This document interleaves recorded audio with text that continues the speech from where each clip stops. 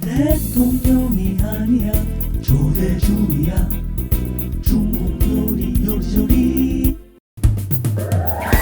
대중식당. 안녕하세요, 대중식당입니다. 오늘 만들어 볼 요리는 홍쇼 두부입니다. 요즘 유튜브에서 백종원 팀장님이 하시는 요리 채널을 보시면은 유난히 자주 등장하는 소스가 있습니다. 바로 이 노두유라는 것과 굴소스인데요. 오늘은 홍쇼 두부를 이 두 소스로 만들면서 이 두 소스의 기본적인 활용법에 대해서 이야기를 해볼까 합니다. 재료 소개하겠습니다.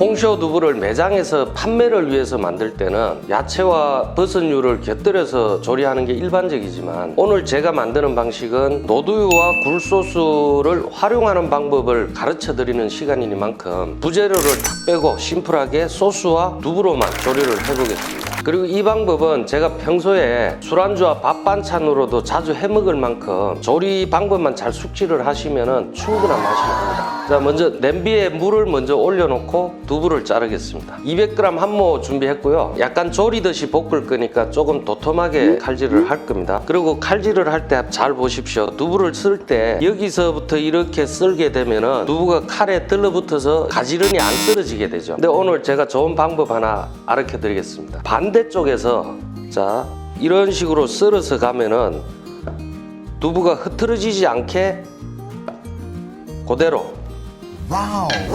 이렇게 칼질을 할 수가 있습니다. 배워두시면 유용하겠죠.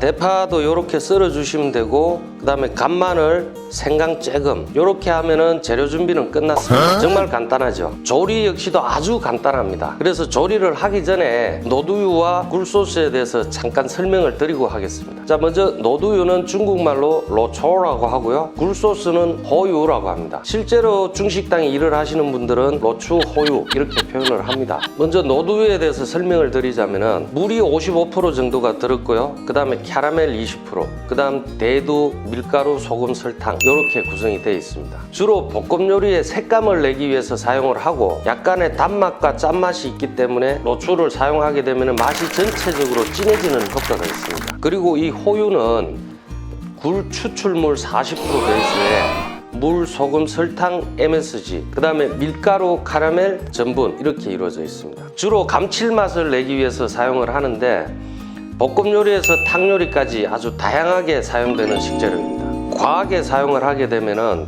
들끈하고 느끼한 맛이 나게 되는데 적당량을 모르실 때는 맛을 보면서 조금씩 추가해 가면서 쓰시면 됩니다. 자, 말씀을 드리는 동안 물이 끓어 있으니까 두부를 먼저 데피도록 할게요.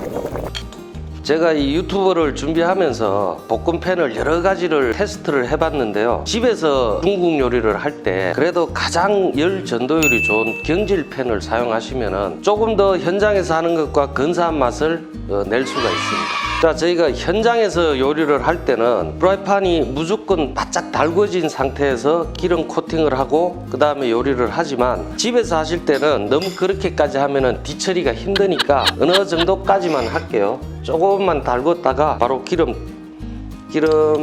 3숟가락. 여기서도 현장에서는 기름을 바짝 달궈서 재료가 들어가는데 아까 말씀드렸다시피 기름이 너무 많이 튀니까 이렇게 적당한 온도에서 그냥 들어갈게요. 자, 여기서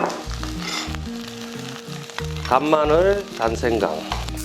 자, 적당히 볶아졌을 때 간장을 먼저 넣을게요. 간장 3분의 2숟가락. 자, 여기서 맛술이나 정종 같은 걸 쓰셔도 되는데 없으면은 굳이 안 쓰셔도 됩니다. 여기서 바로 육수가 들어갑니다. 육수가 두부 한 모에 한 120cc 정도 물이 들어가고요. 이 상태에서 굴소스 한 3분의 2숟가락. 그 다음에 로추가 들어갑니다. 반 숟가락 정도요. 색이 훨씬 진해진 게 보이시죠? 그리고 호유를 쓰는 음식에는 조미료를 아주 조금만, 그래서 저는 다시다 티스푼 한 반 정도만 쓸게요.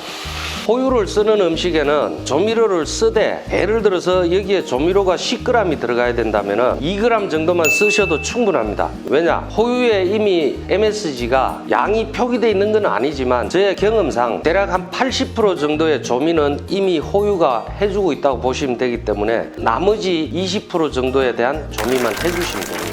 여기서 설탕과 식초를 쓸 건데 설탕은 단맛을 내기 위해서 쓰기보다 전체적인 감칠맛을 조금 더 끌어올리기 위해서 사용을 할 거기 때문에 요것도 티스푼 하나 정도요. 그리고 설탕이 들어가면은 식초가 또 따라 들어가야 됩니다. 식초 역시도 신맛을 내기 위해서 쓰는 게 아니라 전체적인 맛을 깔끔하게 잡아주는 역할을 하기 때문에 식초도 반 숟가락 정도만. 자, 이렇게 끓었을 때 간을 한번 보시고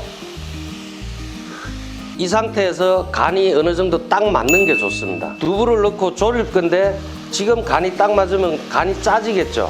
그렇지만 두부는 또 간이 쉽게 배기는 음식이 아니기 때문에 오히려 지금 간이 맞고 졸았을 때는 약간 간간한 게 맞습니다. 자, 요 끓은 상태에서 데펴놓은 두부를 넣고 이렇게 좀 찢이듯이 이렇게 소스가 완전히 마를 때까지 이렇게 찢어주시면은 두부의 간이 적당히 스미게 됩니다. 자, 지금 보시면은 이제 완전히 다 졸았죠? 이렇게 되면은 완성이 된 겁니다.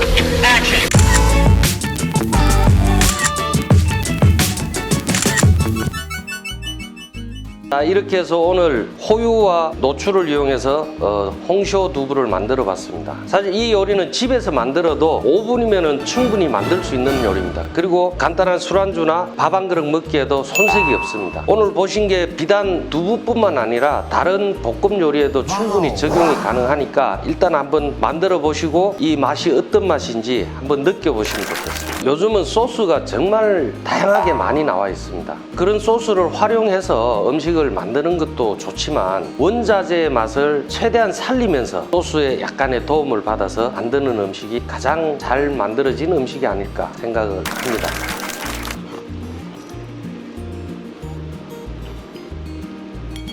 여러분 만들어서 한번 드셔보십시오. 이 요리를 맛있게 해낼 수 있으면 노추와 호유를 이용해서 어떤 볶음 요리도 맛있게 만들어낼 수가 있을 겁니다. 대중이 크기 위해서는 대중의 힘이 필요합니다.